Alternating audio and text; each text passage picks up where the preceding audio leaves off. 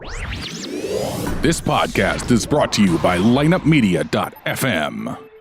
All right, guys, check it out. The time is now to get on board with some sports betting, and you got to do it with our sponsor, betdsi.com. They've been in business for over 20 years, one of the top-rated businesses, and it's safe to play there. Use our code ANIMALS10. They're going to double your initial deposit plus a free $10. It's easy to use, and they have great customer service. Fastest payments of winnings, and like I said, it's a 100% bonus on your first deposit. Thousands of wagers, NFL, Major League Baseball, NBA. You can even vote on who's going to win the presidential election. You know it's hilarious. Get in there. And again, make sure you check your local laws and regulations before you do so. One more time, check it out. It's betdsi.com. You know what they say about one bad apple? Well, we've got two. Gather round, boys and girls, and get ready for a different kind of story time. It's American Animals. All your favorite athletes, entertainers, and weirdos are coming to you like you've never heard them before. It's uncensored. It's not safe for work. It's a goddamn zoo. From the OC to oh shit. Join Erik, Bad, Apple, and Ian, Uncle Creepy McCall. Every Wednesday on Hot Button from 5 to 7 p.m. Pacific. American Animals on Hot Button. Get some. Show number 13 is here. What up, motherfuckers? 13. Lucky number 13. Yep. It's the mark of the beast. I love it. Here we are at on Cahuenga here at Dash Studios in beautiful headquarters, Hollywood, California. And you are listening to us on either Dash Radio or the LMG Network. And as you talked about, yes, great content on the LMG Network. So much content, from football to baseball to fighting to Mexicans to us to Armenians. I mean, there's all kinds of shit on there. It's amazing. Maybe you should make like a Mexican-American show. Mexican-American. Don't get up early in the morning. And when I do, it's real slow. He's like a doctor. he's like aspirin. Oh, hi. So, Ian, 1 week away? 1 week? Well, less. UFC 203? I'm 10 days away. What's 1 week. 9 days away. A week from now, you will be in beautiful I will be in Cleveland, Ohio. Cleveland. Home of the Rock and Roll Hall of Fame. And Drew Carey. Oh, yeah? Stipe Miocic, heavyweight champion of the world. That's the only fucking reason there's a fight in Cleveland. I'll tell you right now, though, if him and Verdum fought 10 times, Verdum would win 7 or 8 out of those 10 times. He just got stupid. I don't know. He did. That was very true. Yeah, I mean, Verdum's a savage, but Stipe's a badass. So we're gonna see if what you just said is true. Because if he can run through Overeem like he did with Verdum the last time. He didn't run through Overeem. I'm sorry, for Verdum. Verdum ran into him. Yeah, it literally ran into him. Got cracked and then ran and like literally into ran the fence. It's so weird, but you know that's mistakes are made in high level fights like that. Just goes to show, no matter how high level you are, you can be the world champion. You can still blow it. Mm-hmm. I mean, I just respect the fact that he was able to knock him out while going backwards. He's a heavyweight. Any fighter can fight going forwards, but to fight with proper technique going backwards is a beautiful art. Yeah. You know, and that's what he did. It wasn't just a slobber knocker from as he's backing up. Blah. It was a beautiful whip like. Was it right hand or left hand? I don't remember what it was. But straight down the pipe, step back, and whack. So I liked it. Okay, well. On that note. Hopefully Ray Borg shows up. Ray Borg will show up. Hopefully he'll attempt to make weight. Take a nap, and y'all get a bonus, and then peace the fuck out. Do you want him to take a nap, or do you want to make him some tap? No, I'm gonna knock him out. He's kind of been talking a little shit, and I'm like, okay, all right, bitch. Bring this upon yourself. I don't know if I'm the person you want to motivate. Yeah, that's what he says. Well, I don't think he's motivated. I think I have the mental edge over him because he's old and I'm 23 and he's already lost to Demetrius Johnson twice. Bitch, you haven't even fought Demetrius Johnson. You haven't fought anyone even close. You didn't lose to Demetrius Johnson twice. Regardless, you guys are 1-1 as far as we are 1-1. But you know this kid, I get it. He's his head is full of butterflies and rainbows and leprechauns and unicorns and. I'm here to just stomp on all over his fucking dreams. It's going to be full of stitches. And he just got his ass kicked. And you're a wrestler and a grappler, and you were getting beat up so bad by the guy that just bitched out to me before I even fought him that you pulled guard. So if you understand what that means in fighting, that's a big no-no. And he did it. So mentally, that shows me that he's weak. Does he have wrestling? Takedowns? He's a decent wrestler. He's a power double guy. So he seems super strong. He's got a great power double and a good peekaboo out. When you sprawl on him, he can peekaboo his head out and turn the corner. Turn the corner and get a lot of explosion out of it. But he's not on the level as far as actual technical wrestling than I am. MMA wrestling. MMA wrestling. It's a big right hand to a big power double. Where does he train? He trains at Greg Jackson's. He was at Fit MMA, which is the gym that kind of builds a lot of really good guys in Albuquerque, but then they always end up going to Jackson's because it's just a better facility. Mm-hmm. But they have Carlos Condit and a lot of really good guys came from there. Yeah. Is that what? Now, who used to corner Carlos Condit? Remember, he was some lady used to be in his corner. Was that his mom? No, the lady and the Indian looking guy with the Native American looking guy. Sorry, with the long hair. Those are the people from Fit NHB. And the other funny Great people coaches. that I see, the corner is the guy Smiling Sam.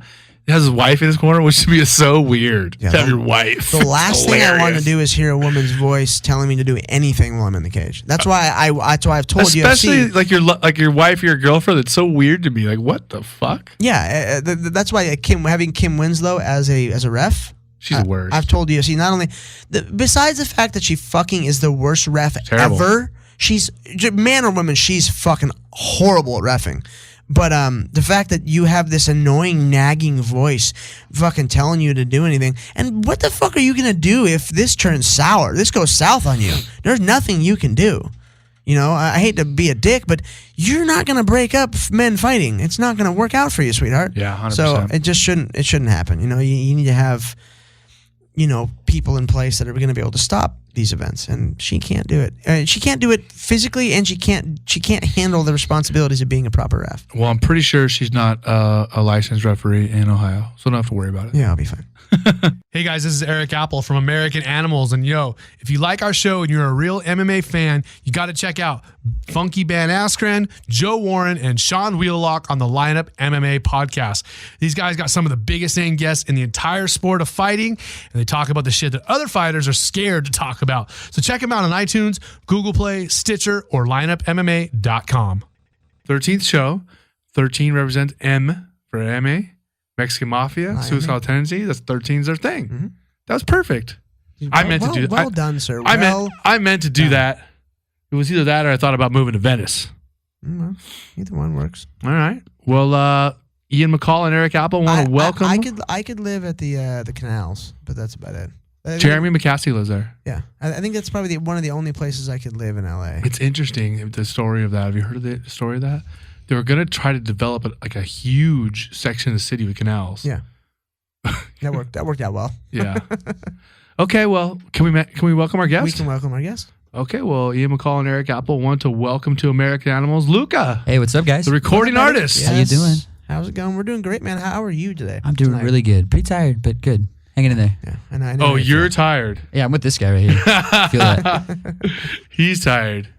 We're all fucking tired. Yeah. So, Luca, you headed over to us from Eagle Rock. From Eagle Rock. Not too far. Not too far at all. Right here, backing up to the mountains here in LA. Oh, yeah. Thanks for coming over here and Of checking course. us out. Yeah, man. Having a good time. So, I'm just going to ask you some dumb questions I'm ready. so we can get to know you as a young artist. as listeners, as our listeners get to know you. Beautiful. And then we're going to hear some of your songs, right? Yeah. We have permission to have You have permission. You have my one permission. or two of your Wonderful. songs. Let's do one. And this is, We can do two. Yeah, people don't. You're not going to hear these anywhere else. So Well, not. What do you mean? Not yet. not in yet. time. That's something not yet. Okay. We're getting the first off here. This is the first off. Yeah, it's a big yeah. deal. Yeah. Okay. Mind blown. That's right. Boom. Boom.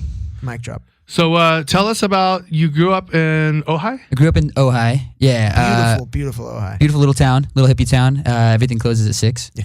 And so you have to go out in nature and be all spiritual and find yourself. There's Everything not much else to closes do. at 6. Everything closes at 6. Like literally. For the most part, except one bar. I thought you were being sarcastic. No, not at all. Like the grocery stores close at 6.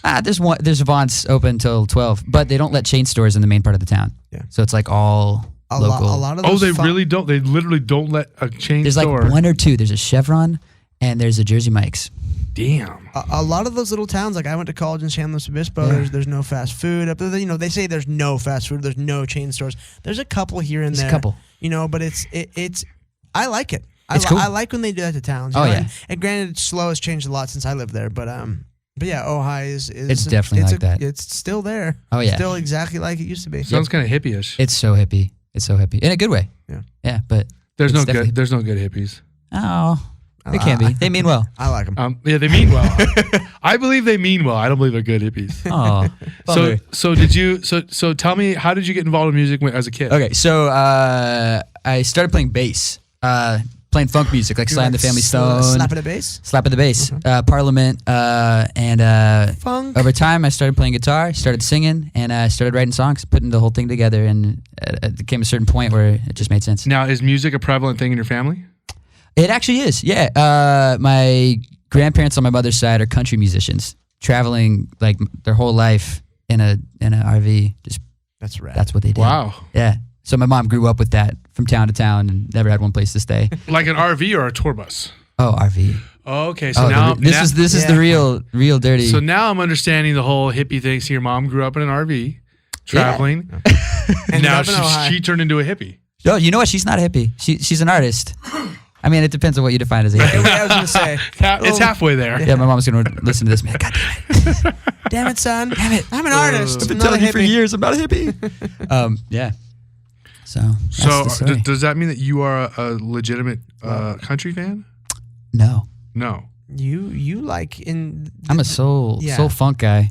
which made me but, so I happy mean- when you brought that up. You brought up Prince. Prince is my guy. That's fucking. I love amazing. Prince.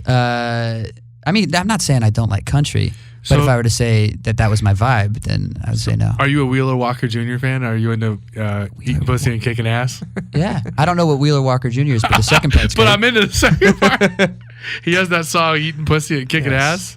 That's a song. Yeah, it's hilarious. We'll have to show it to you. Can we play it in the show? No. No. I would Okay. like to, No. but I don't. We definitely don't have the rights to that. We can't just play stuff off of Facebook, Yeah, off of he's- YouTube. He's just a crazy ass country guy. I'm into. Yeah. I should hear it. He's a comedian. Yeah, I should He's a think we- comedian that started doing country stuff like to be funny, and it's become so popular that he is now touring. It worked. So it's an act, but Yeah. then he started touring as this act, and people he's selling out shows. And half the people are taking it seriously, or like, is there a mix between like people that are fans No, they because know it's comedy? they know or, it's just being funny. Yeah. But Pretty cool if he got both sides. Pushing the boundaries, and I'm sure he has actual legitimate fans that like it because he's this like over the top, crazy.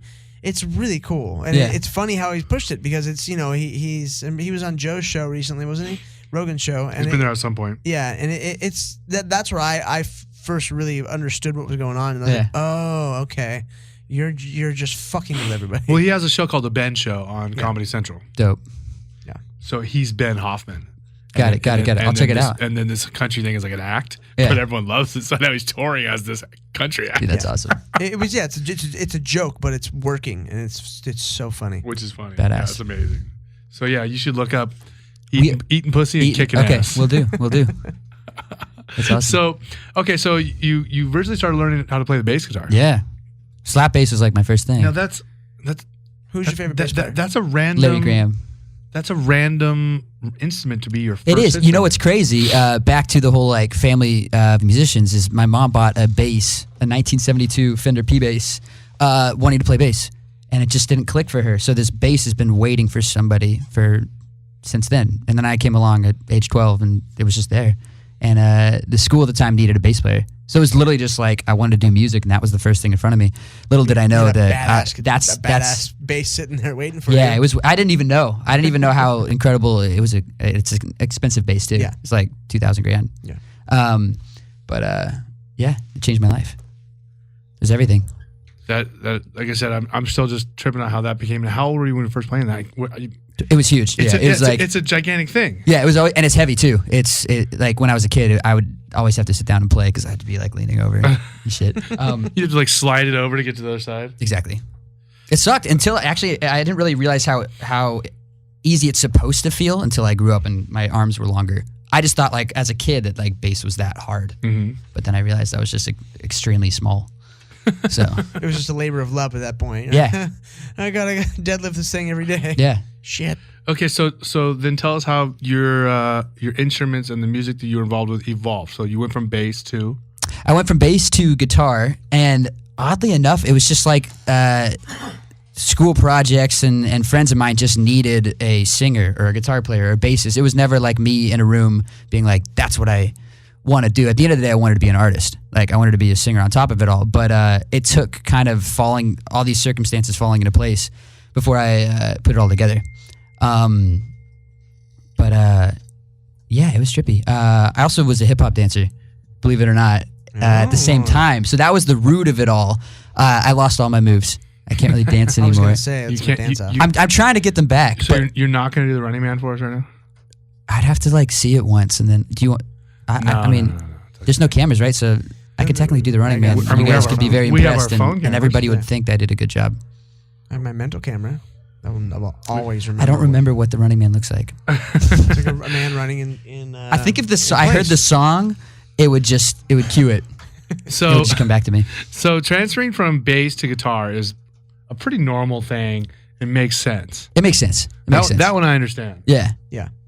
So you went from bass to guitar because you realized guitar is a lot fucking cooler. And I'm just saying, in everyone else's eyes, everybody else's eyes, I like yes. the Les Claypools of the world. Oh, and, yeah. that. Oh, yeah. It has something to it. And I grew up with a cousin who was really talented at bass, and Yeah. that was the first thing he picked up. But yeah, how was the transformation between bass to guitar for you? Well, since I had spent so much time with Made your life bass, easier. it made it easier. Yeah. The reason why guitar didn't click for me right away was because the strings were just lighter. It was all higher pitched, and I just wanted funk. And it was really hard for me to get that groove without the bass and just really digging in and locking in with the drummer. And then once that was kind of at the root of my playing, like in terms of rhythm, guitar just came second nature. I didn't want to be one of those guitar players that just shreds and plays fast, because that's not cool. You didn't like that. I mean, it's cool for a second. You want to feel it more. You want the soul more. Okay. You want to every note has to have meaning. You want to put some hip into it and just Exactly. It's like thrust love making. Yeah. It really is like love making. is. fuck yeah. There's a You don't rhythm. want to be a jackrabbit with a guitar. You don't want to be that you guy. wanna just No, you want to. You want to your make time. sweet love. For some reason, when I think of Jackrabbit, I think of Ian having sex, like a Jackrabbit. You think of who having sex? Ian. Making weird sounds. Oh God. Maybe he's seen me have sex more than once. Now, Maybe that's why the image is in your head. Did you- So you're probably pretty on. It's probably accurate. Did you start?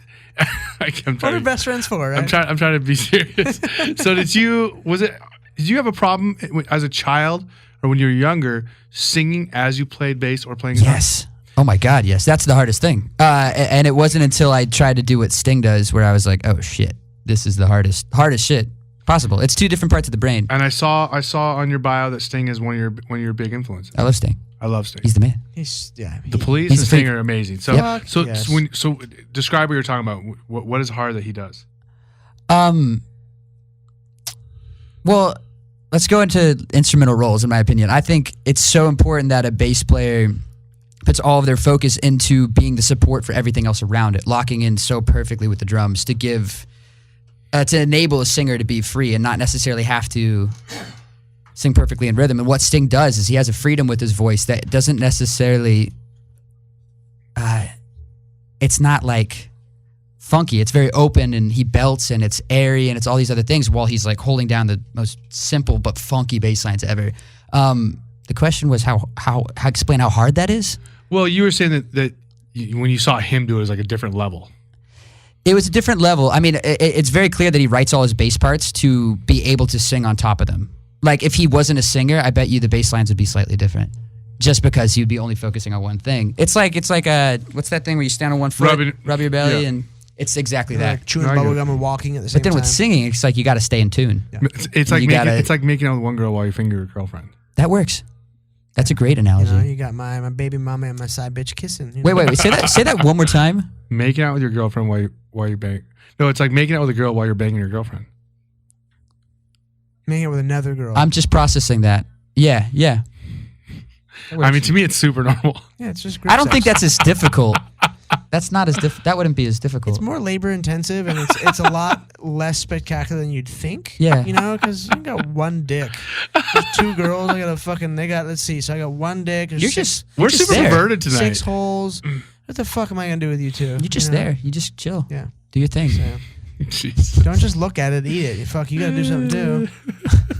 That's insane. This dick's not gonna suck itself. We're terrible.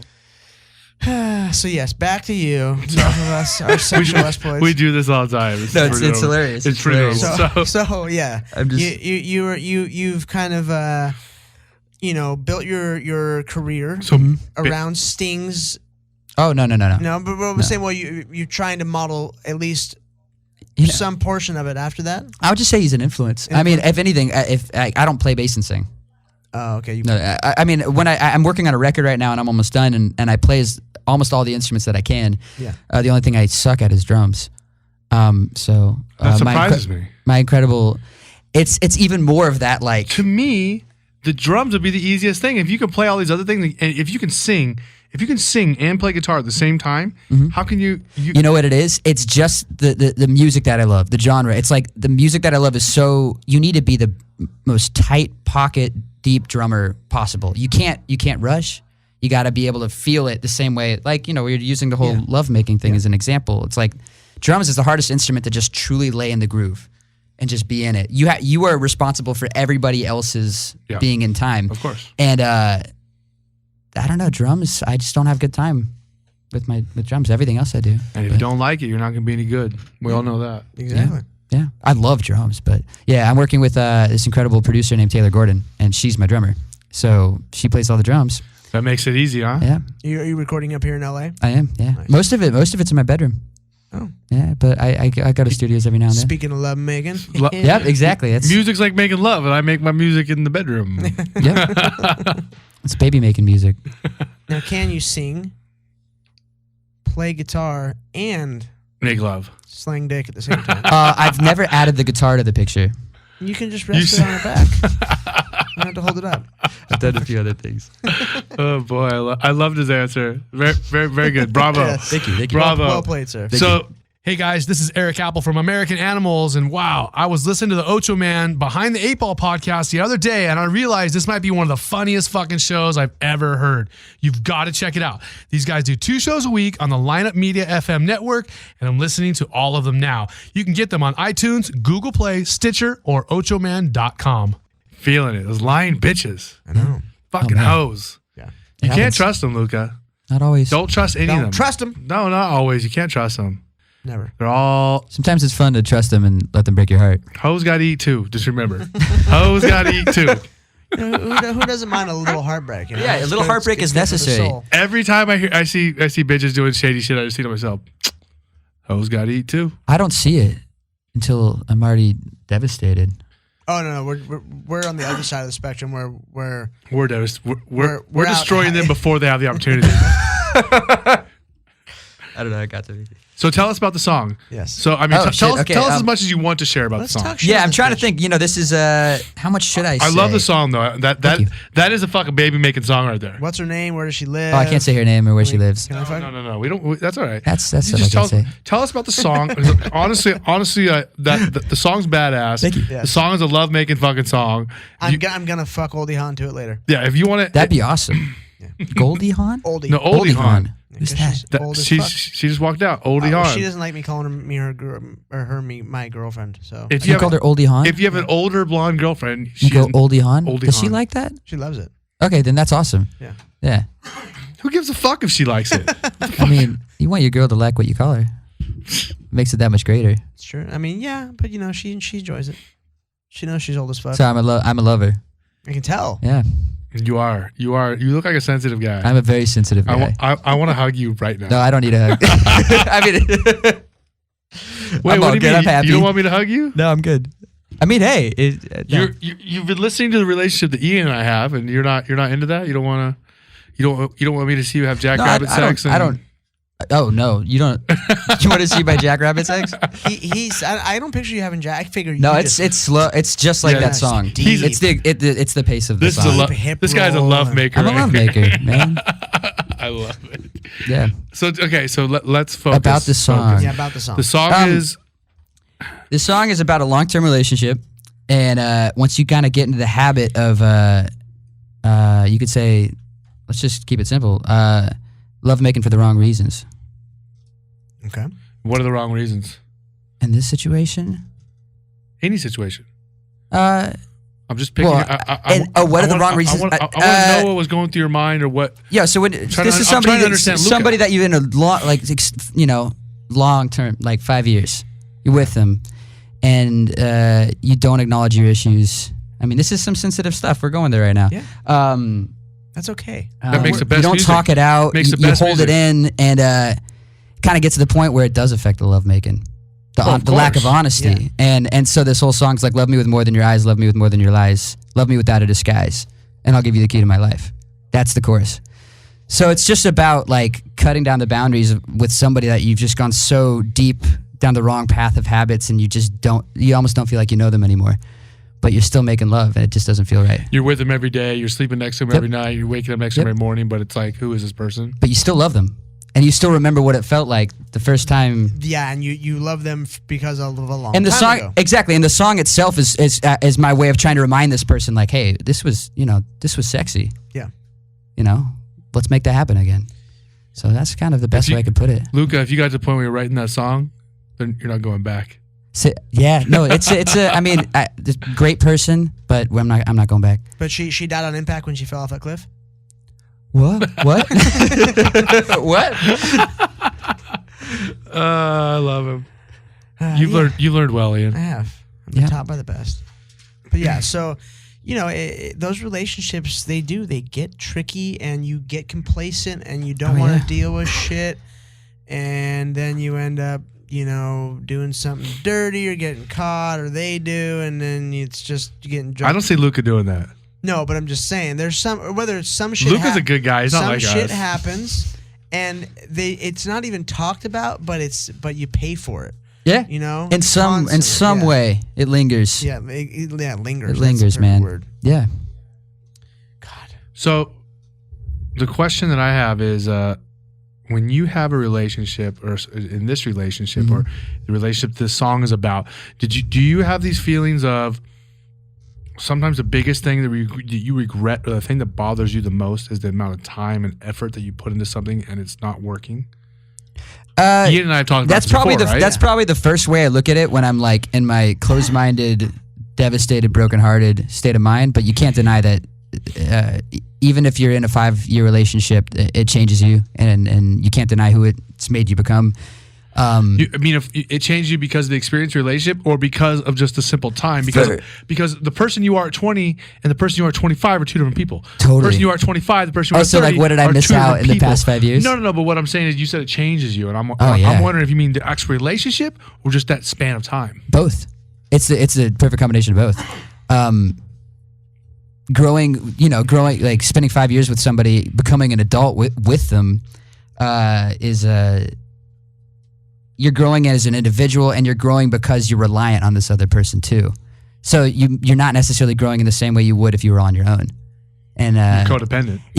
So after 5 years, and then something like that ends, you do kind of go through this shock of like, was I on the right path? How far did I diverge from my path, or was this exactly what I needed to go through? And in my case, it's a story that I have to tell. So it helps me write songs. It gets all my emotions out and my angst and all that stuff. So it's necessary. As an artist, yeah, I've always had the feeling, maybe I'm wrong, but I'm pretty sure I'm not. You guys need to go through as much heartbreak and and fucked up shit. Yeah. And Drug addictions. and sobriety. Hopefully and not. back Hopefully and not forth. drug addiction. And but shit like Well, that. if you want to be any good, you Yeah, have to do heroin. Yeah, you can't. You That's- have to. that's You have the- to do it, and that's you have the to die thing. at 27. That's the thing. Yeah, totally. That's I'm just official. saying, you have to do certain things and go through this emotional stuff to Yeah. write good music. You do. Whether it's drugs or sex or relationships or death, or you have to deal with this stuff, and you have to, again, like you said, you have to write the stories about it. Well, and that's how you make good music. At the end of the day, I think it's every artist's responsibility to be some sort of guiding light for people who are experiencing the same thing but don't know where to put their energy, or don't know where to, like, so for somebody who's just got through a really bad breakup and they don't have any outlet, You know, if they're like let's say if they're a fighter, the only, they'll go off and they'll put that energy and their anger into fighting. But that doesn't necessarily show, like the story isn't necessarily that person fought that way because his girlfriend broke up with him. Yeah. But in this situation, it's like when you're an artist and this happens, there's somebody else out there struggling really bad who's just like, fuck, I just spent 6 years with this person, 10 years, maybe, a marriage fell apart, blah, blah, blah. But there's some part of this story that's their experience too. And they just need to hear it. Even, a song is 3.5 minutes, but 3.5 minutes can be extremely powerful if, you put your story into it in a very cohesive way. You listen to it a million times. Yeah. And they find themselves through the music. They say the right song is a soundtrack to your life. Yep. Exactly. And that's really real. And so, if you haven't gone through that shit, why would you want to listen to it? Why would you want to listen to somebody who's like, I went grocery shopping, and that's all I did with my day. So my month. That was a bad analogy, but I feel like Luke, I feel like you're like an old soul. I feel like you were the kind of person who was listening to like this. Oh well, I didn't mean for that to come on. Speaking of theme music, I feel like you're the kind of person who was like listening to like adult music when you were pretty young. Oh yeah, and you were listening, and you were like getting into like serious songs and lyrics at a young age. Yeah, definitely. Is that true? How old were you when the first time you fell in love? Oh shit. Ian just changed gears. Boom. I can see that being young. That's what I'm saying. Tied in with the music and seeing I'm going to say it's being in love with understanding what love is, or just being in love. I'm just thinking you're in love. Because of the music going, oh my God, I think I love I'm going to say it's the same. It's a girl in the song. Yeah. Okay.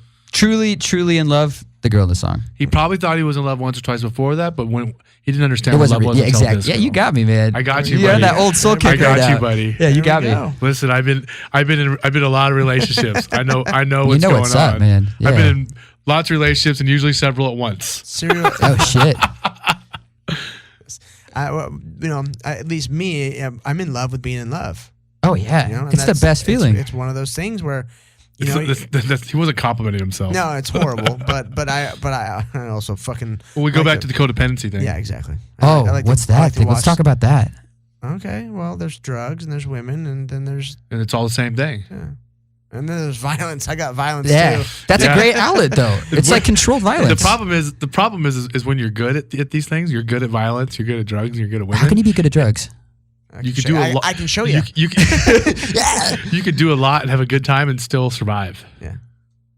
Yeah, but it just takes that one time where you think you're so good at drugs and then you're gone. Then you die. Oh, nobody. Then you die. That happened before too. Still here. Ian's flatlined more than once. Yeah. And I know it just got really quiet. Is that true? Oh yeah. Yeah, that's not a joke. I spent fucking. No, I didn't think it was a joke. I was just trying to read you guys. Those aren't things you joke about. He's flatlined. And I looked at you, and then I looked over. And I spent like 2 weeks in the hospital in intensive care because I actually overdosed where I died. Wow. They carted me away in an ambulance, and they looked at my brother and went, "Yep, he's not gonna make it." Fuck. Yeah. Well, thank God you're here, man. I know. Shit. We're touching on a lot of things tonight. That's pretty much the theme of our show. We're just kind of we try to focus. We never do it. We just bounce around. No, but this is great.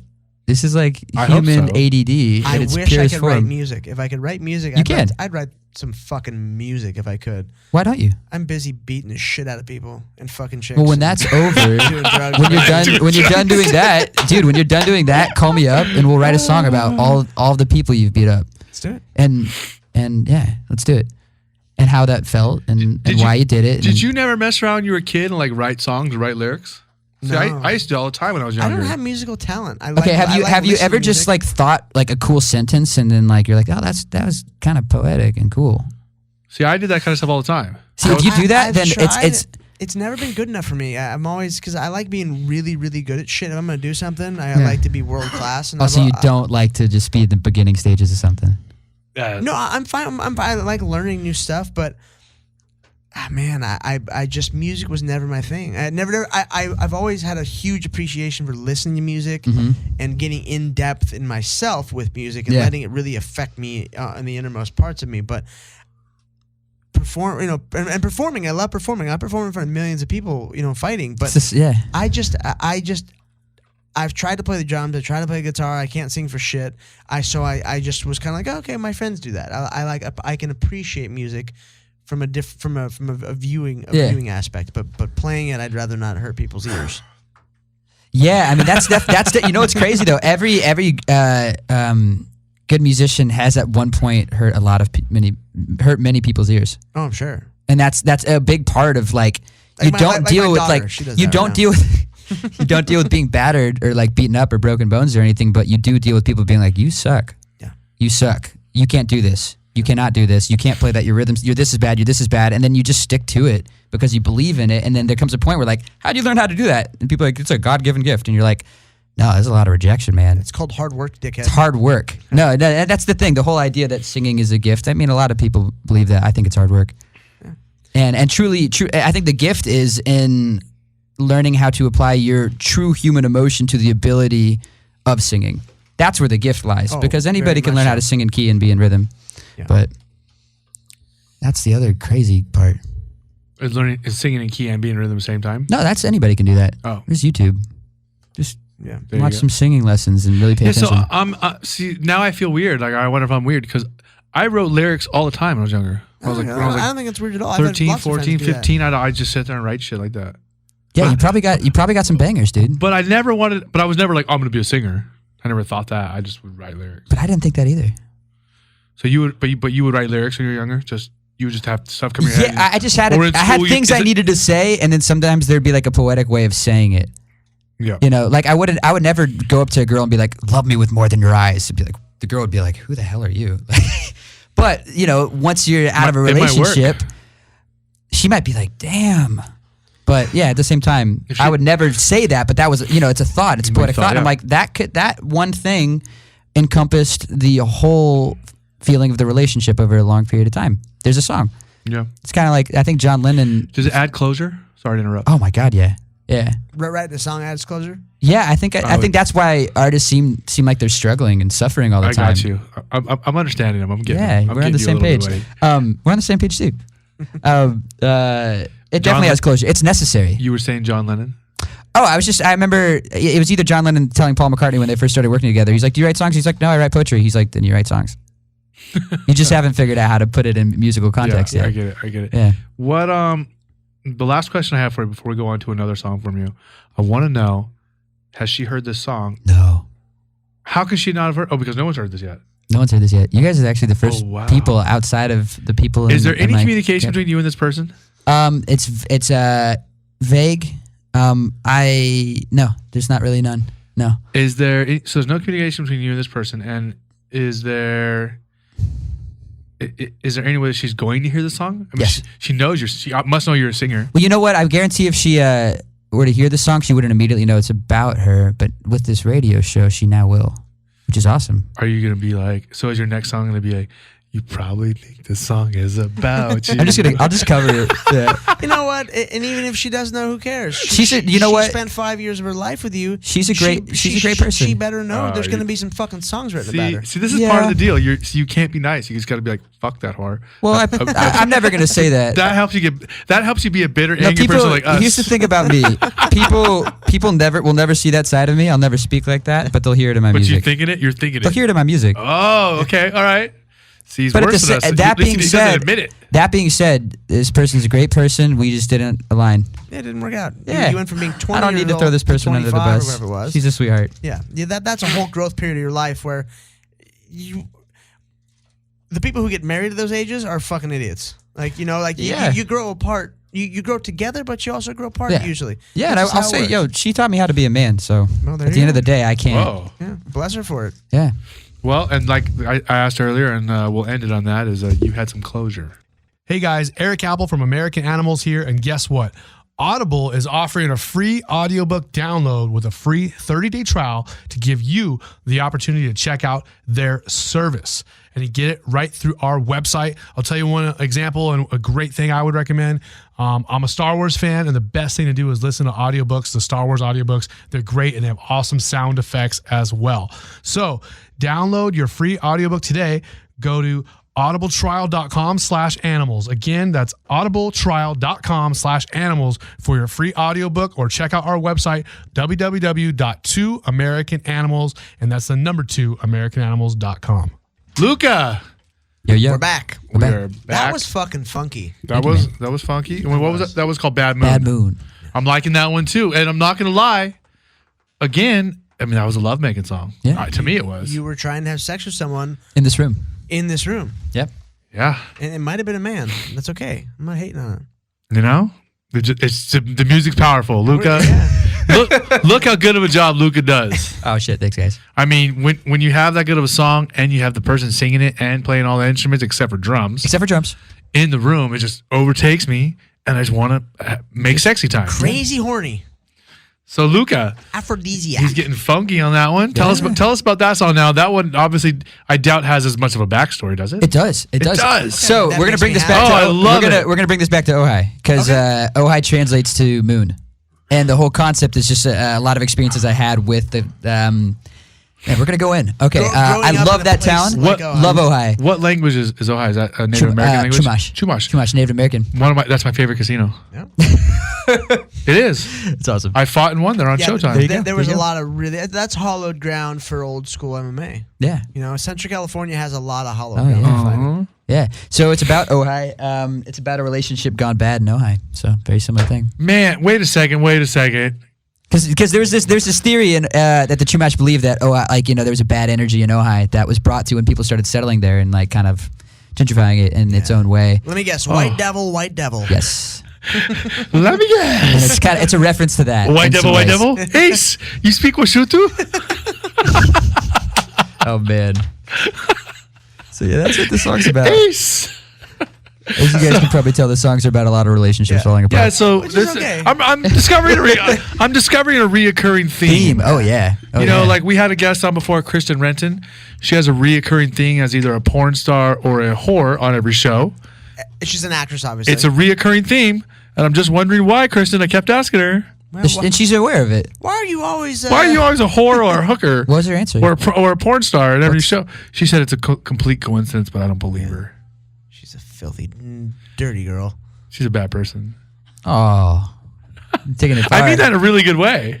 No, that's a compliment. There you go. So, She's a total sweetheart. so- She just likes to be naughty. so what I'm saying is that I'm discovering a There's definitely a recurring theme. here. I wonder if I'm ever going to write a song that isn't about a relationship falling apart. You better not. You write damn good music about bad relationships. Yeah, or falling don't apart. fuck it up. Don't fuck it up. If now. it ain't broke, then don't. Yeah, fix it. don't change it. Exactly. I mean, don't do like Mickey Avalon. What did he do? You know who Mickey Avalon is? Oh yeah, he had. Mickey Avalon stopped doing heroin, Yeshi. and now nobody gives a fuck. His music sucks. Oh, it's a bummer. But that's a huge bummer when people need to do drugs to write good music. Well, he didn't know. He was already doing drugs. Then he started writing. He didn't- That's what I'm saying. You know, But he wasn't like, hey, I want to write good music. I'm going to start doing heroin and sucking dick for like crack. is that what he did? Is that like a public thing? Yeah. Yeah, it's very. Oh, Yeah, he sings bummer. about it like a big thing. It's like a big joke to him. Yeah. Yeah, he doesn't. He have that song. It's then- my dick. And then the funny thing is he got sober, right? And Good for him. And then he couldn't make music. His music sucked. Well, maybe that's better for him. So then, here's the best part. He consciously made a decision to start doing heroin again, like thinking it would reinvigorate his career. Poor Like that DJ. was like a real thing. Like, Oh yeah. all right, okay, look, I'm gonna have to get back on smack because I'm not writing good songs anymore. Oh, I was with him and Simon fucking not that long ago down in San Diego. Him and Simon Rex watching them perform, and just they had a falling out for a while. Now they're back, but it's just so funny to see the shit show that is their Oh, God. their hangouts. It's I was- crazy. Those artists have weird, crazy hangouts, man. I love both those guys, but I feel like Yeah. those guys are just so not combustible, but volatile. Destructive? Volatile is a Like perfect at word. any moment, those two could just fucking we ruin had their we lives. had the most mellow night too. It was shocking. Like we literally walked from House of Blues, and it was just well, I shouldn't say Simon's fault, but someone's like, "Oh, let's go to a club," and he just looked and was like, "I'm fucking 40 or 40 how old?" He's like, "Dude, I'm not going to a fucking club right now. I just performed. Let's go to a bar." So we walked to a bar and had a drink and relaxed. But it was very mellow for what I was expecting Expecting, yeah. to happen with those troublemakers. Yep. We're gonna get back to Luca. Yeah. I have one thing to add.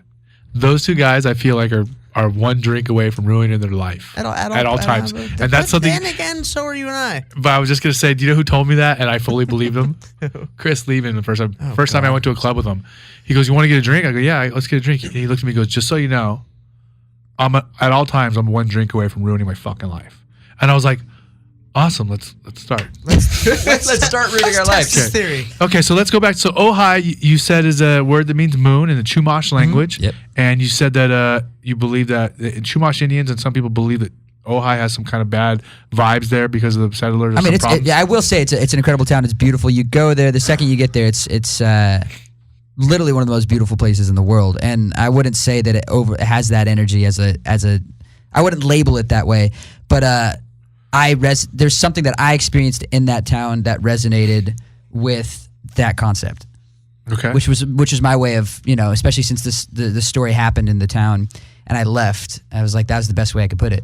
Like, now, how old were you at this point? when I left Ohio, I was 17, Okay. just turning 18, just moved to Hollywood. Yeah. Yeah, that was a long time ago. So tell us about that. So you came down here just like right at your 18th birthday or right before? Right before, yeah, I went to the Los Angeles Recording School, right down the street, and then I went to Cal Arts, which is a crazy school, nude-friendly campus, very insane. Is it nude friendly? Nude-friendly. Beautiful. Yeah. Wait. So people would go to class naked? That's an exaggeration, and every time I say that, people literally imagine that. You can go to class naked. When I was there, and that was I left in 2011. What is the point, though? Like, artistic expression. There's I always mean, a point look. to being naked when you're in public, and it's usually the people that you don't want to see naked are trying to make said and point. it's people that didn't get hugged as babies. Well, Like, you think need about it this way. It is an attention. It could be an attention thing, but also, when you're in class and you're having a hard time paying attention, you're looking at your phone, you're doing all these things. You bring your computer to class, and you're supposed to be taking notes, all this stuff. If you're naked, you can't really get away with that behavior.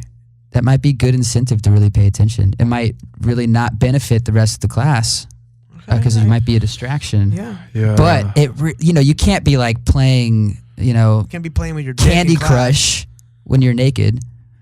You don't have pockets to hold the Alicia, phone. Alicia just like looked over and like, No, you're gonna get caught. Yeah. You're gonna be like, "What are you doing, naked dude over there, or Yeah. chick, or?" it's a little whatever." weird. I mean, that kind of. I mean, that just No. it's like, what's the But point keep of in mind, I had never seen somebody naked in a classroom, but I saw naked people all the time. that? Where? Like there was, it's one big campus. There's an acting school. There's a music school. There's a dance school. There's a film school. And every Thursday there were art gallery openings. So the whole school would become a party. Like literally, there'd be painters would put their stuff on the wall. Musicians would be playing in front of the paintings, and every now and then there'd be like a crew of 6 to 7 people like playing gamelan music. With like these instruments, and there was the naked ensemble, and they'd just be dancing and like spreading their legs and doing flips and stuff naked. I feel like half of the people there would be people like this who are I was gonna say athletic, artistically gifted, or interested in learning about the arts, and I feel like the other half would just be like these people who didn't get hugged as babies. They need attention. These like liberal weirdos who just like want to like be naked just because I can and you can't stop me. I could feel like there's half and half. I could see that. I don't think anybody knows going into Cal Arts what they're getting themselves into. I don't think like there was ever a guy applying for college that was like, I didn't get hugged, man. Like, I should go to Cal Arts. I mean, believe me, there's a lot of people who didn't go to Cal Arts who didn't get hugged as babies either. Yeah. There's probably a lot of people that needed to go to Cal Arts to just express themselves. Well, somebody like you needed to go there, and you have expressed yourself. And I did express myself. And the world is thankful. Yes. Thank you for Hey, thank you guys. putting those emotions and artistic Into abilities into something good. Yeah. Okay, can we switch gears? We can. I want to hear about some of these. About some of them. I'm looking on your Facebook page, which is Luca. Facebook.com/There's Luca. It reads THEREY. Yes. Sorry, THERES Luca. Yeah, it Oh, reads you like see the Res Luca, and it doesn't allow apostrophes, so people think it's the Res Luca, like it's the resurrection of Luca. But really, it's just there's Luca, like there he is. There's Luca. There he is, passing by. But yeah, that's my all my social media tags on Twitter, Instagram, Snapchat, Facebook, YouTube, the whole bang. Isn't it hard to get the same thing for all? So hard, and Luca's a very common Italian name, so it's all taken up. Yeah. So I'm looking on here and I'm seeing some of the different performances and stuff, and I want to hear about how EDC came about for you. So Electric Daisy Carnival in Electric Vegas. Daisy Carnival. And if you'd like to go over any stories that happened some at crazy EDC, things happened at EDC, and not in the way that you would think. So I'll start at the beginning. You were with all of our friends. So I was with all of the most incredible people in the world, and they're definitely going to get a shout out because they saved my ass. But yeah, one might have saved your life or spinal cord or whatever. Yes, definitely saved my life. I will give him that. And he's one of the best people on the planet. But a year ago, I got an email from my manager, Jason Winkler, who was like, dude, there's this guy who has a track with no vocal on it. He's looking for singers for his record. So he emailed it to me. And pretty much I got in contact with the guy, and he just was like, his name is Mac J. He's an incredible artist. And he hit me up. He's like, if you can write a song to this and record the vocals yourself, produce it, and send it back to me, and I like it, then, we'll do something with it. So that happened. I put about 2 weeks into it and sent it back to him, and he's like, dude, this is awesome. Let's keep working on it. So back and forth. I actually hadn't even met him yet. We just kept working on the track, calling each other, and talking about how we wanted it to go about. And then we finished the track for a while. What's still the name not of the out. track again? It doesn't have a name yet. Oh, wait, you performed it live though. We did perform it live. So here's the story. It's still not out yet, and we're still working on a name. But he was like, "Yo, let's try. I'm about to play EDC. Let's try it. Just like come out to Vegas and come sing with me." Yeah, give it a shot. Why not? Yeah, and it was incredible. And that's in front of what? How many 100,000 people? That was like 60,000 people for that set. There's more. I mean, it's about 110,000 people, I believe, was this year. And you were on the main stage. I was on like the second main stage, Circuit Grounds. It was really fun. Which you're in front of 60,000 people. That's a lot of. That's a very large crowd. It's a huge crowd. And that's a lot of drugs they're on. A lot. TEC. Yeah. And So tell us your story. yeah. So let's just say the show was Saturday, right? I have a story that happened on Friday, which is it was painful. I would describe EDC as the perfect blend of everything an adult misses about being a child and everything adults love about being mischievous. That being said, I totally fell into that trap. He is so poetic just talking to us. Like, Yeah, fuck. I love it. But I also need to justify my terrible behavior, and being poetic kind of helps. No, you don't. You don't justify shit. Yeah, so Fucking No do you, judgment Luca? Do you? no judgment. Everybody listening to this, feel free to judge, because don't do this. Do you? I see a ball pit, and this is, I had a few drinks, and I was feeling loose, and Like a ball pit. Explain. Like at a fast food. like a please, jumpy. please don't picture like Chuck E. Cheese, and I mean that's exactly what you have to picture this. But it was like, there's the stages, and there was this raised ball pit, and my childhood self just freaked out, and I was like, I gotta jump in that. So I decided to do a front flip into the ball pit, and I didn't have enough speed to finish my complete flip, and I landed on my head at the bottom. So there's more to this story. Were you sober? I sobered up very quickly. Oh, so you weren't sober. Very quickly. I mean, at that point, I didn't realize why I was so reckless, and once I hit my head, I was like, oh my god, that's why. That's literally why. But I want to steer this story to somebody very incredible that you guys all know. Wait, I want to finish the story. You did half a flip. You landed on your head, and then what happened? It'll come full circle. It'll come full circle. Okay. I don't know why I couldn't speak right there. I'm on the spot. Okay, so a good friend of mine that I actually became close with on the trip, Garrett Day. You guys probably know Garrett Day. It's my God. I'm the godson to his. Or I'm the godfather to his son. Or it's his. It's one of my best friends. So the day before, he was there because my manager Jason Winkler has a hip problem. You guys are getting the whole story. Okay, he has a hip problem, so Garrett was working with him and helping him with his body. He's a masseuse and personal trainer, and thanks for adding that, because that probably sounded really funny without that. Yeah, so he was working on his injury, and right before we were going to the festival, Jason goes, "Hey, Joe has to sing tomorrow." Again, my first name's Joe, so sometimes I go by that, but my artist name is Luca. It's habit. Yeah, so he's like, "Yeah, we should work on his shoulders, loosen him up before the show tomorrow." He's like, "Sounds great." Literally grabs my shoulder. He goes, "Dude, you were so tense. Like, you got to really loosen up." And the first thing you notice, he's like, "Do you surf?" Because that's like the only place where you're tense is like your upper body. And I do surf, and that was a big part of why I was actually okay in this situation. But he worked on my muscles, loosened them up, and pretty much when I hit my head on the bottom of the pit, my muscles did exactly what they were supposed to do. They Clinch flexed and supported my spine, so it didn't actually go into my spinal cord. So if Garrett wasn't there, who knows what would have happened. And he was also the first person to pull me out of the ball pit.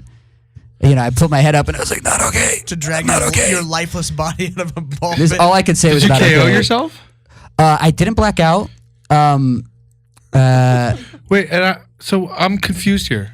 So how did he help you from stabbing your spine? I don't get it. How did Garrett? Yeah. A big part of it was how my muscles reacted inside my body. What does that have to do the with injury. him? The massage. He gave him a massage. He loosened up my beforehand. And if that hadn't happened, my muscles would have been tense and they wouldn't have responded the same way. That's one part of it. The other part of it. I don't know. I don't know. No, it's active release therapy. You know, there's certain physical things you can do. That it makes sense. Yeah. So on top of that, he was in the ball pit the second I hit, and he knew, and he pulled me out of the ball pit, and he was like, "Dude, you broke your T6 and your T7. I can already tell." And he was like, just talking me through it. He's like, "You're gonna be okay. So can you move your toes? do you have broken vertebrae? I do. I have 2 compression fractures. Oh, and you did it right there, in front of everybody. Yeah, it was bad. Was that in front of the whole crowd to all 60,000? No. The crazy thing is I had to perform the next day, which I still did, which is scary but incredible. I broke my C6. Oh, you did? Uh-huh. Is that higher or lower? Higher. Ooh, how'd you do that? It's a movie. Getting beat up in a movie. That's it? Yeah. What else? More details? You just got beat up? Yeah. There's more to the story, but we've talked about it before. I've done a movie or two. He got slammed on his head in a movie about over 25 and over times. And over Oh. Until my How long was your recovery? broke. Well, I was a year until my left pec and my left tricep worked normally. Oh, dude. Well, 95%. They're not really 100%. Yeah, but 95's good. But people don't understand. The best thing about when people break their neck or their back, they go, well, how long till it's better? And it's like never. It's never going to get better. Like, I don't know. What do you mean? Yeah. My vertebrae is never going to heal back together. Like, that's once it's broken, it's broken. And that's it. The doctors told me that I'm going to be 2 inches shorter forever. 2 inches? Yeah. Get out of here. I don't believe it. And most people I tell don't believe it. And they're like, they're Wait, crazy. so if you measure yourself right now, you're 2 inches shorter? Right now, I think I'm 1 inch shorter. Shut up. No, because it's a compression fracture, plus there's now a curve to my spine. A slight curve. Fuck. Wow. Yeah. Have you been doing traction or doing the upside down stuff? That stuff really works. Not yet. You got your phone on here? I do. Oh. I'm so sorry. Luca. I know. Shit. Damn it, Joe. Damn it. Yeah, there you go. The real name comes out. What were you saying before I messed up with my phone? You're shorter now. I'm shorter I can't now. believe you. So you need to do traction or hang upside down? I'm going to. I'm working on it. I'm That still shit working. works. I'm still working with Garrett. That stuff works. Hanging upside down and traction? Yeah. 100%. But shout out to Garrett Day. He's the man. I can't believe you're an inch or two shorter. Dude. I kind of think it's hilarious. That's nuts. Yeah. Could be worse. You could be dead. Well, that's the other thing. Everybody else is like, dude, you were so lucky. Yeah. Like, that it wasn't worse. And it's like, if that's the worst, man, like just being a little shorter, that's pretty funny. Yeah, you're lucky though. I'm lucky. I wrote a song about it. Of course you did. And it's called Break My Back. It's about a few experiences after the incident where I was with a girl and I had to tell her to be careful. I feel like he's fucking with us. I'm not fucking with Like, her. I know you're not, but I still feel like you're being funny. No. I'm being funny, plus it actually happened. The song's called Broke My Back. No, Break My Back. It's about lovemaking and being careful. No, literally, that's exactly what it's about. Hey, with the headphones on and the bass, does it sound like sexy when I say it? Yeah. Wait, does it sound like what? Does it sound sexy the way I say it like this? I don't know if I can look at you while you're doing that. Okay, well, just close your eyes. There's gotta be eye contact. Okay, go for it. My back is broken, baby. Oh, that's weird. And Be gentle. we're going to make love, and you got to be careful while we do it. Yeah, it's a weird thing to have to tell somebody, but I did have to tell somebody. These kicker headphones, they're good, right? They're They're nice. great. They got that low end, man. Yeah, this is our. I wonder if this is going to translate on people's speakers. This is a sponsor of our show. We have nice headphones for the show. You guys do have incredible headphones on your show. Yeah, thanks, kicker. This is Erik Apple from American Animals, and if you're a real MMA fan, you know all about the UG, that's the underground, and mixedmartialarts.com. I'm on there every day, and so should you be. I'll tell you what, they do a podcast on Lineup Media FM every week, and it's hands down one of the best MMA podcasts out there. They get huge guests, and they do an incredible job getting access to every part of the sport. Check out the show on iTunes, Stitcher, Google Play, and ugpodcast.com. American Animals is back. What up? Hi, Luca. Hey. You're still here. I'm still here. We played some Sting, so you hung out. He's the man. Yeah, I couldn't leave. I love Sting. He's the best. Another good one I love is Englishman in New York. Yeah. As a performer, as being he's Sting. You can't get that's the upper echelon of performing artists. Oh, yeah. Of all time. He's just incredible. I mean, and he was in fucking Dune. You seen Dune? I haven't seen Dune. No. What? No. The fuck? I know. I haven't seen it. We live in a cave? No. If you're I thought You've never heard of you? Not heard of Dune. I haven't seen it. There's a 1980s movie called Dune, and Sting is in it. Is he the lead? It's a fucking cult. I mean, I want to say a cult classic, but it's bigger than a cult classic. No, it's a cult classic. I mean, it would fall into that genre, I guess, because it just has that vibe to it. What's you guys it know about? what Dune is, of course. The movie Dune. You seen? What the fuck? You know what it is, right? Yeah. Can't even picture it right now. So how many movies has he seen? He was in a good amount of movies, but this was his coolest for sure. For sure, his coolest role. You know, check it out. It's amazing. Yeah. I can't believe you haven't seen Dune. It's sort of like a sci-fi movie. I'm going to show you the next. Kind of like Blade Runner vibes. Kind of, yeah. Okay. During the next song, I'm going to make you watch the trailer for Beautiful. it. I'm in. I can't believe you haven't seen Dune. That upsets me. I'm so sorry. it's all right. Oh We'll boy. make it up to you. Okay, so we got to hear a good EDC story. I want to hear about some of the other venues and stuff that you played. I saw that you played the Troubadour here in Played the Hollywood. Troubadour, yeah. What's your favorite venue in SoCal to play? In SoCal, so far, the Troubadour has been the most incredible place I've played. Just the history there and the vibe and the intimacy of it as well. It's cool. But I'm also playing one of my favorite venues, actually, September 13th, the Bootleg Theater on Temple. Okay. Yeah, so that'll be fun with the Gromble and E-Man. Well, let's go back to I want to hear about the Troubadour show. The Troubadour show was awesome. I was playing with one of my best friends, Laura Gina Anderson, and a really good friend of mine, Corey Harper. Okay. Really talented, both of them. They're incredible. It was the first public Los Angeles show I played. Okay. And it was great. It was good fun. Good time. And did you play by yourself or was there? Oh, full band. Okay. We do full band, background singers, and the whole bang. Oh wow. Yeah. That's a big production, right? Big production, trying to keep it. And tell me what you like about performing solo, as opposed to what you like about with a band. Like, what are the pros and cons? I mean, there's the obvious ones, of course. When you're performing solo and you're not necessarily, for me, I always try to, I have a record that I'm doing, and the best thing I could do would be to perform the record the way it is.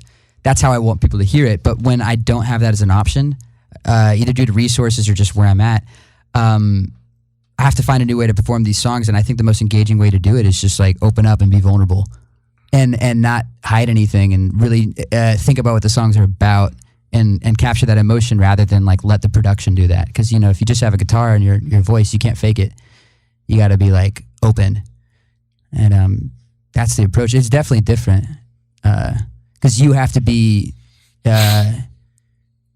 you have to draw all the emotion from yourself. When you're playing with the band, the drummer could hit the snare in a certain way that excites you and it moves your body, and you suddenly feel this rush of adrenaline because you're, playing off of all these other musicians, and then you do something that you never thought you could do because of all these people amping you up. But when you're alone, all the responsibility's on yourself. Yeah, of course. So, yeah. He's such a... very, very linguistically, you put things in a very beautiful Yeah. way. Thank you, guys. You speak so poetically, Shit, just in conversation with us. Yeah. I mean, I might put out. I think you're going to start working on your solo record now. Me and Oldie Hom might watch. I might, you know what? Watch the solo record? It's creative process? That sounds That's not so what he wrong. meant. That's not what he meant. That was awesome. That was perfect. Absolutely perfect, Ian. I'm gonna ghostwrite lyrics for you. Do it. Send them my way. I love it. Yeah. The Troubadour. I mean, that had to be a pretty cool feeling. It was a very cool feeling. I mean, think about all the top level groups, musicians, performers that have played the Troubadour. Yeah. Guns N' Roses played there 2 months ago. Yeah. 3 months ago?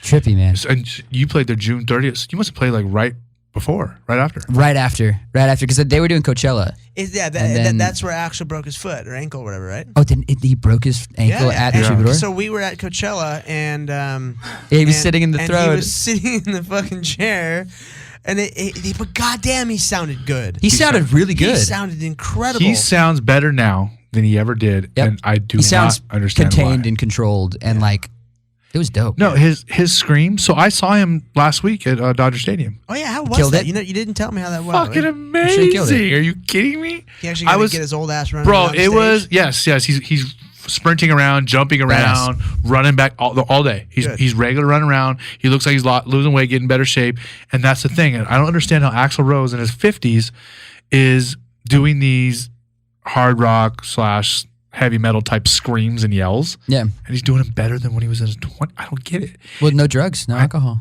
Yeah. Alcohol's a big factor in fucking up your voice. Yeah. Is that it? Yeah. And I would imagine that, and I would imagine he probably has a voice coach or a breathing coach, Yep. or maybe he had this. A lot of singers have surgery, right? Their vocal cords to repair them. Yeah, most singers, I'm sure he's had that. I don't know for sure, but the way he sings is insane. But he also has an incredible singing technique. And I'm not gonna lie, like my life is complete Now that you saw Guns N' Roses. now that I saw like Guns N' Roses with like the band, and like I'm not. Dude, when you hear Axl, I mean, you heard it You at got to see him Coachella. twice. When you hear him fucking go, do you know where you are? You're just like, fuck yeah. You got it, dude. It was You got that voice. And granted, I mean, we were on a hot one out there, and it was. I remember just watching and being so stoked to see Guns N' Roses, because I figured that was never going to happen again ever. You know, I mean, And then if it did happen, would be good. Thus the name of the tour, not in this lifetime. yeah, exactly. It's and awesome. It was a lot of fun. No, I watched the footage, the live streaming footage, and I was blown away. At Coachella. Yeah, and also especially since they're not necessarily an act you'd expect at Coachella. No. All the trendy hip bands, and the next thing you know, it's Guns N' Roses. Not necessarily. I mean, they had AC/DC the year before. Even that was odd to me, which is awesome. I mean, I'm totally behind that, but odd. AC/DC the year before, like, so I'd never seen AC/DC live Yeah. before, and I've always liked AC/DC, but I was never like, fuck yeah, AC/DC. But I was like like, the yeah, AC/DC is loudest. rad, like they're cool. But I wasn't like, with the kind of guy who would like think about it, Yeah. But when they played live, I was like, fuck, they're good. They're Yeah, incredible. they are And Guns- They're so much fun to incredible. watch. So live. when we saw Guns N' Roses at Coachella, I don't remember anything because I was out there. I was going for it. What'd you do? Everything. Everything. I forgot. Like I had to be like carried out by Jake. You're like, I'm Axl Rose. And Ian's like, no, you're So not. so like I had like this. I was like very regretful where I was like a band that I've loved since I was 10 years old, who when they were touring in the 80s or 90s, I was too young to go see them. So by the time I was old enough to go see a Guns N' Roses show, they were not playing as Guns N' Roses anymore. So I thought I would never ever get the chance. Yeah. So then once it came back, I was just like, oh my god. So we had dead center seats, literally dead center. We got the tickets through UTA. Got it. So we were dead center, maybe 20 rows back. And I've been told you don't want to be closer to the 20th row because it sounds shittier anyways. Yeah, it's true.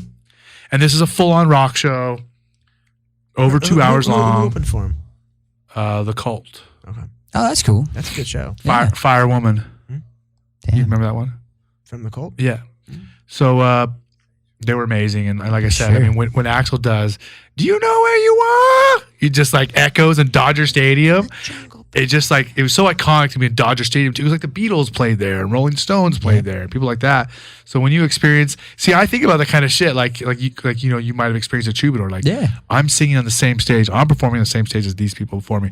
So like when I'm experiencing Guns N' Roses, like I'm looking around like Dodger Stadium, like right here in the center, close to the front row, and I'm going, fuck, I'm fucking watching Dodger Stadium. Guns N' Roses at Dodger Stadium. I literally, I must be getting old because I literally like looked up and just like You felt history. and like felt it. It was like, fuck yeah, this is bad. Yes. I must be getting old. It's a transcendent experience. You know, you are getting old. You're fucking like almost 40.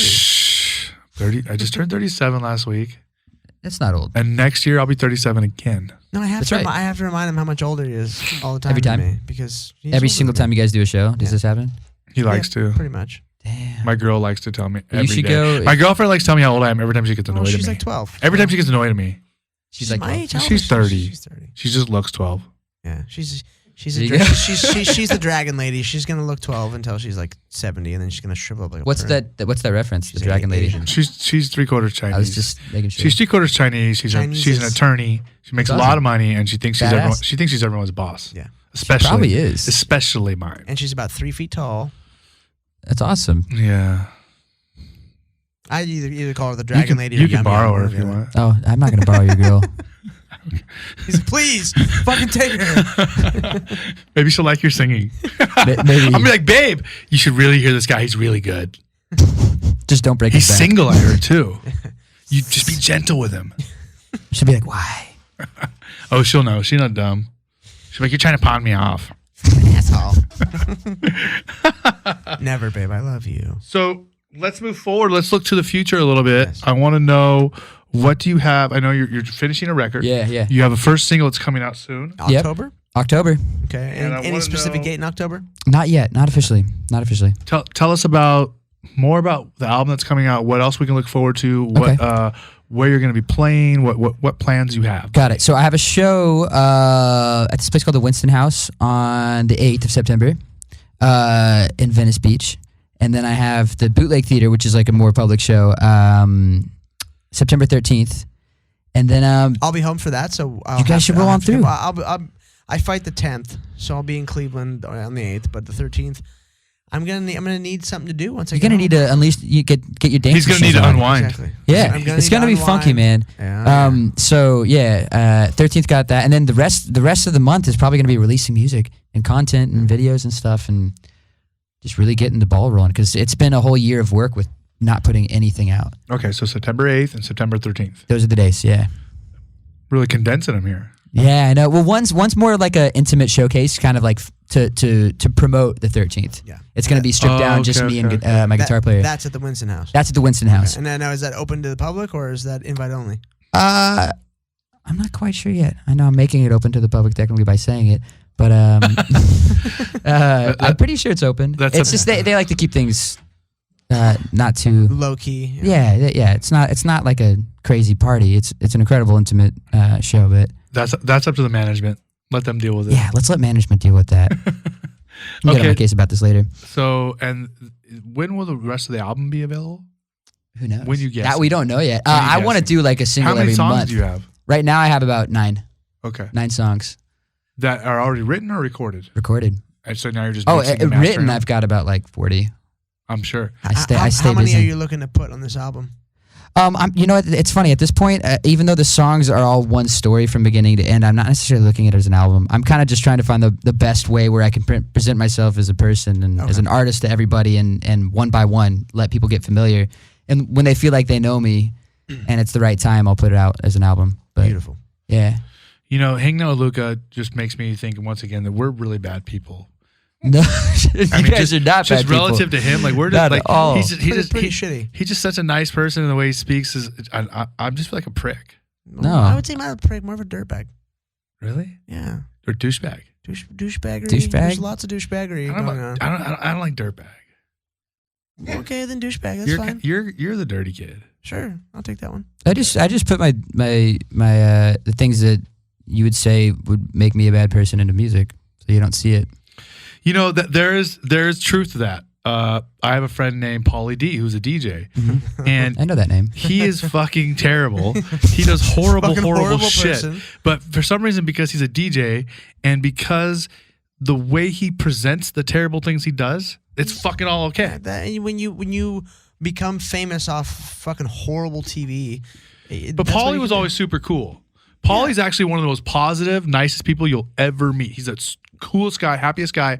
And Regardless, I'm just saying that when you're from the Jersey Shore, it just happens that douchebaggery comes out. so I'll give you an example. Oh, that's how I know that. So I mean, Yeah. he's a good friend. Yeah. And He's a good dude. Awesome. I've been with them all over the world, Yeah. not all over the country. Party with them, stayed with them. We're pretty tight. And I've literally watched him have parties at a suite in the Palms, hook up with a girl, get done, walk her out of the room, and have a bunch of other girls at a party. Point at and somebody he else. just takes her and walks her to the door and goes, "Hi, honey. I really appreciate you coming by, but you're gonna have to leave now because I'm gonna fuck another girl. So let's talk another time." And he just has a big smile on his face and walks this girl out. Yep. And it's okay.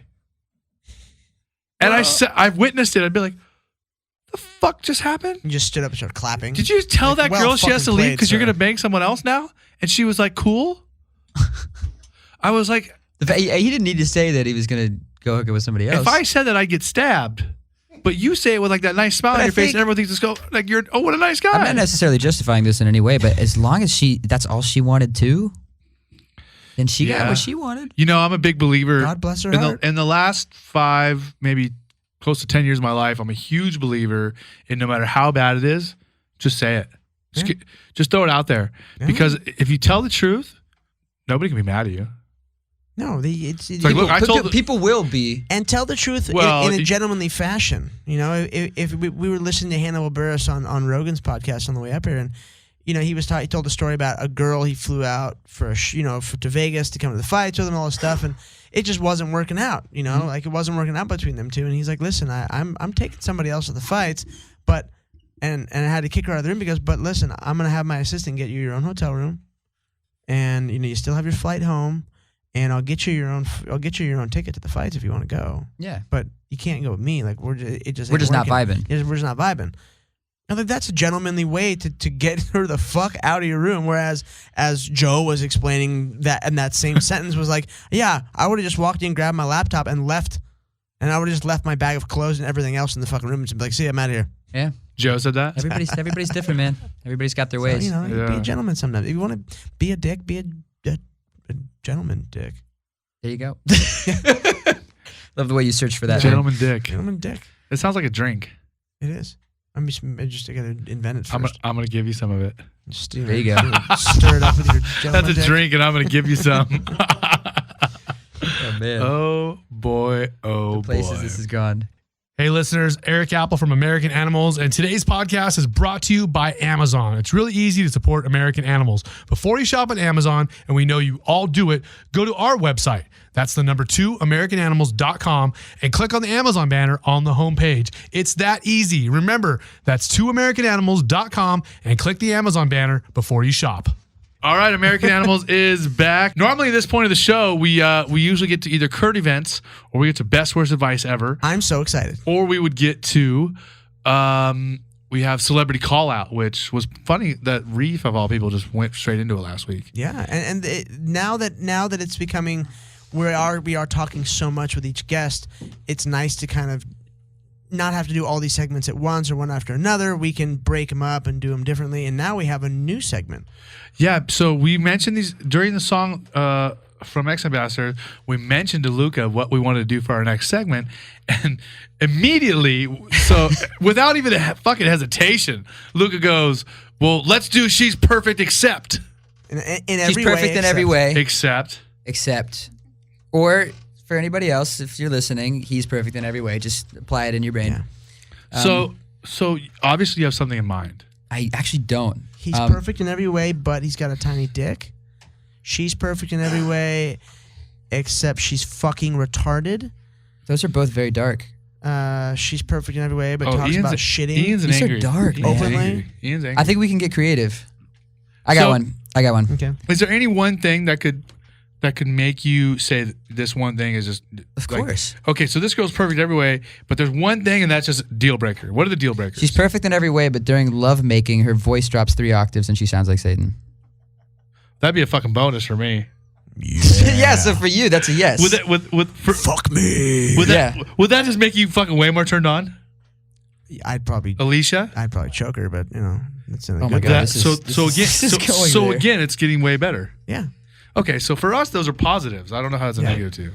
I didn't say it was a negative. So, but what would be worse? Well, wait a minute. You Her said voice she's going perfect every way super except. deep, So or her obviously it's a going, negative. It's not perfect. Like super. Well, that would be like- kind of like that would be baby, a little freaky. Or she's just talking like a baby. Like you were just at God. dinner. You were just at dinner, and like she has a sweet voice, and the next thing you know, it's just she. She looks at you. So okay, so I haven't thought about for how I me, feel it's about girl. that. Listen, I don't care if I've known you 5 years, 10 years, how long. And we've also been think together. about how deep 3 octaves is. I don't care how well I know you. That's low. That's low. If a girl poops or farts around me, Yeah, done. it's Fucking done. I don't want to ever know about you farting or shitting ever. I don't care if you're my fucking wife. We have 14 kids. Yeah. I don't care if I've seen babies fall out your Ever. pussy. I don't want to ever. Don't ever talk about you shitting. No, ever. I don't want to ever smell it. Nothing. Ever. To me, that's fucking terrible. I'm never gonna talk about it. I don't ever want to fucking hear So- you talk about No. it. I can talk about. I'm gonna shit in front of my girlfriend all day. No, I don't want to fucking. I do share the that. door open. Yeah, I but read. there's a wanna double fucking standard do. I'm there. by myself on my phone. Yeah, it's a double Yeah. standard. Poor girl, man. That's how the world is. I'm sorry. That's just society. That's the world needs to change. Then Look, you got to smell your girl's farts, man. I pay. It's love. I pay for dinner. I can shit with the door open. No, and okay. She can too. She can't. 2016. And she could be right out that door, and I'll be buying someone else That's dinner. your. That's your suggestion. See ya. Okay. So pretty much the question for you is she's perfect in every way, but she farts. And I don't want to know about farting or shitting. I don't want not just in front of me. I don't want to know about it. Or talk I don't want her about to it. What tell. the fuck? Like, oh, babe, what are you doing out there? Oh, I'm pooping. Like, ew, what? Don't fucking tell me that. It's disgusting. Ah, You act like a fucking lady. yeah. You Wait. never poop or shit ever. It just shit just fucking magically disperses. Yeah, you're like Kim Jong Un. You're Yeah, ill. he has no butthole. He has no butthole. Is that the I love joke? He has no butthole. No, the people in North Korea are really told that Kim Jong Sung now Kim Jong Sung. has no butthole. Oh man, that's crazy. It just evaporates out. He just metabolizes. Trying to hold that perfect food. image. And I fucked up. I Perfect didn't show image of you. being a I fucking didn't show you idiot. the Dune thing. Oh, but they don't know. Nobody knows that. Well, we do. Now everybody Yeah. knows. Okay. Here we go. Yeah, she's perfect in every way, but her dog always has to be with her.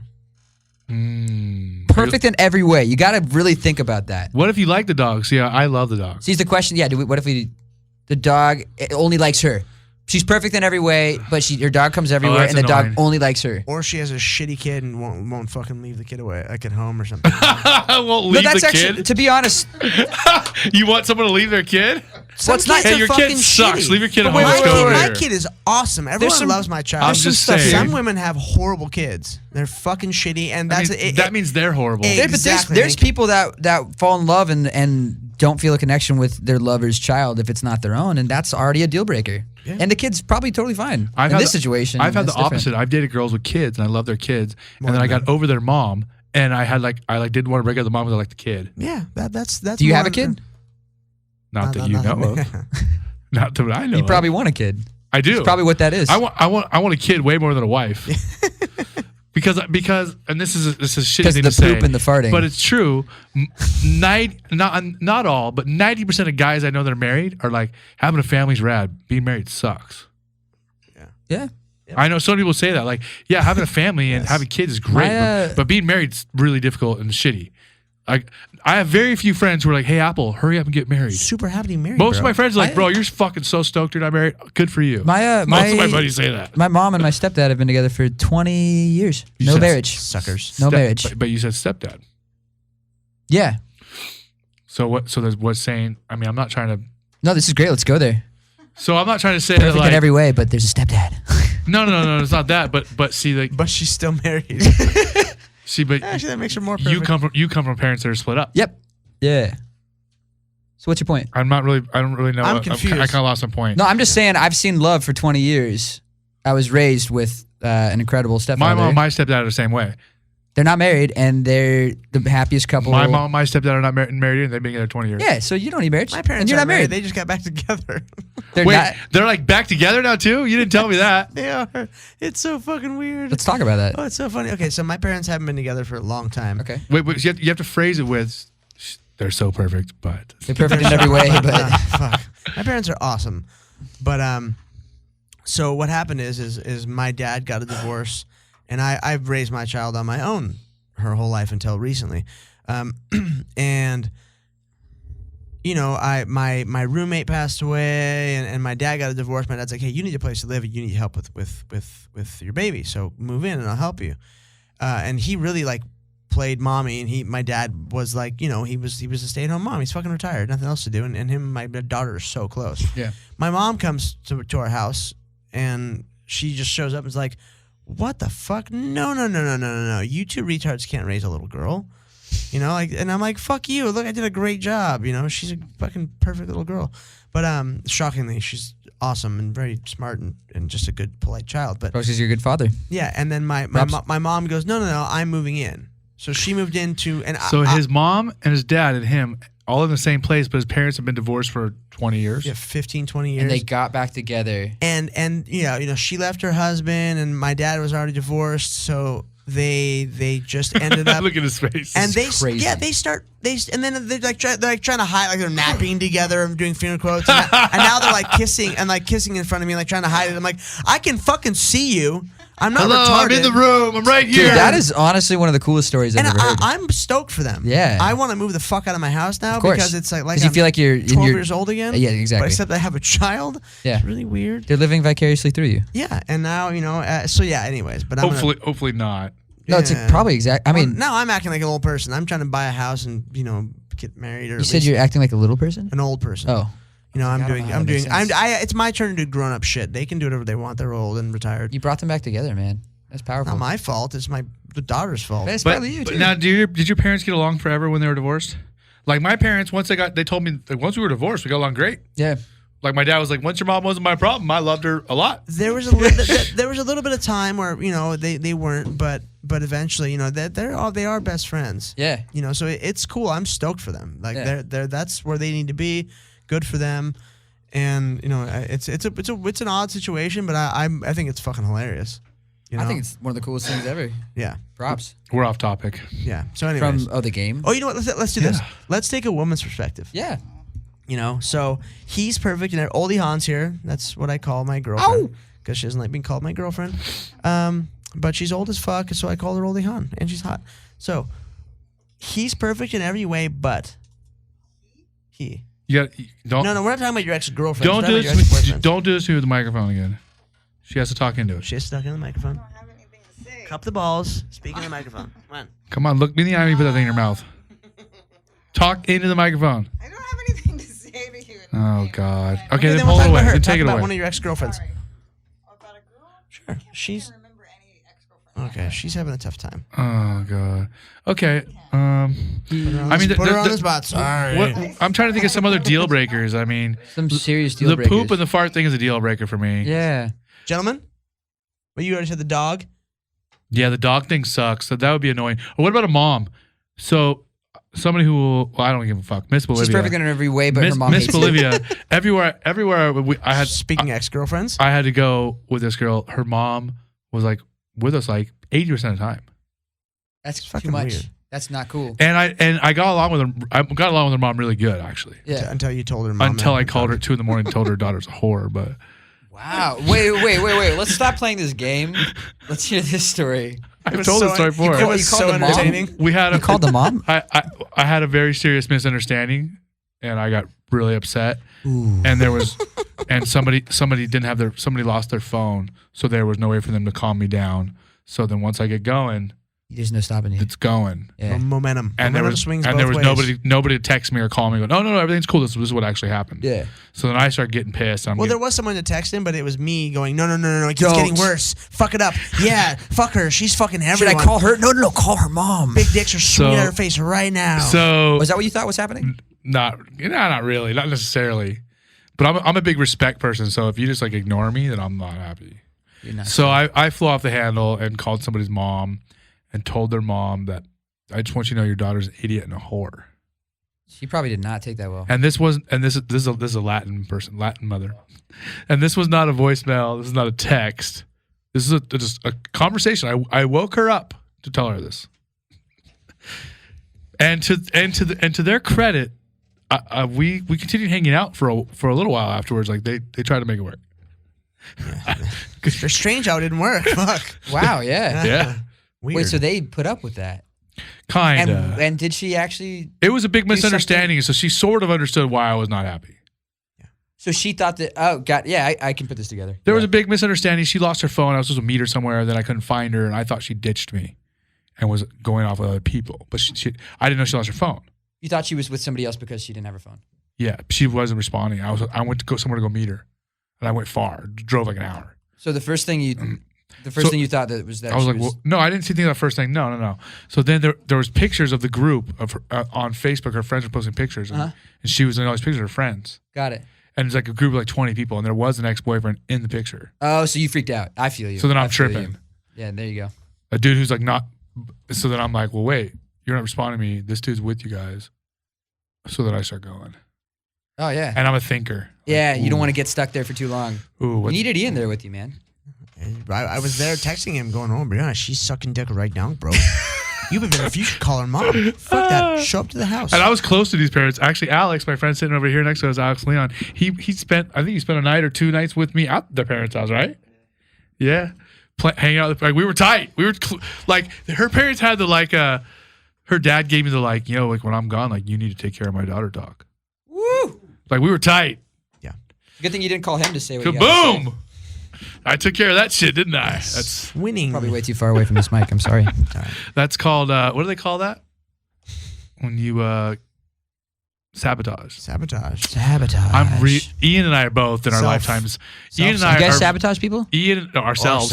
Yeah. We- Self-sabotage. Ourselves. Remember, Talk about some artist stuff, Burn man. this There's some motherfucker material down. if there. you start to like somebody too much, or you feel like you are caring too much, you just Fuck her sister. fucking- Self-sabotage. just fucking ruin it before. Well, it's because you're not ready for it. ruin it before. Probably because you're not ready for I'm starting to that feel. great. I'm starting to feel Right? vulnerable, so I'm gonna fucking just tear this thing apart.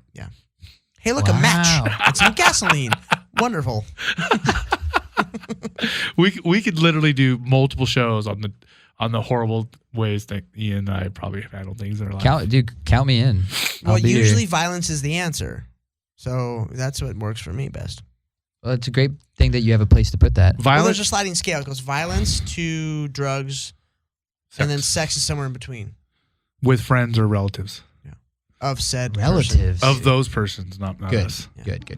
Just clearing that up. Just trying to figure out what conversation we're having I here. love it. You know what? Yes. We're pretty much. It's time to go. We're time to go. Well, on that note of cousin fucking, I guess we're done. We went too far again. and Shit. oh god. And you know what? Just because we're so fucked up and so funny Yeah. tonight. That's the realest one. That's insane. Which one? She's perfect in every way, but she's your cousin. Call me your sister. Call me your Jesus. sister. Call me your sister. Oh man. Why do you gotta People take at home, it? they're gonna hear that, but I had to see that. Who's gotta take? Why did you take it a step further? Because she's good for that's why I love her. Fuck. You just crossed the line. This was supposed to end. We were being funny, and now you're talking about banging relatives. She is from Texas. All right. Well, fuck you guys. American Animals. At 2 American Animals. That's at the number 2 American Animals. On Twitter, Instagram, Facebook. Find us on our website, www.2americananimals.com. There's Luca up, on guys? YouTube, on everything. Facebook, Twitter, and Instagram. Yeah. We're on Uncle Snapchat. Creepy MMA. Just throw it all Me. out there. Throw it all out there. We're going to go to one more Everything. song. We'll be back next week. Ian's going to be fighting soon, so we may or may not have another host next week, or maybe I'll just wait. We'll figure it out. We'll take a week off.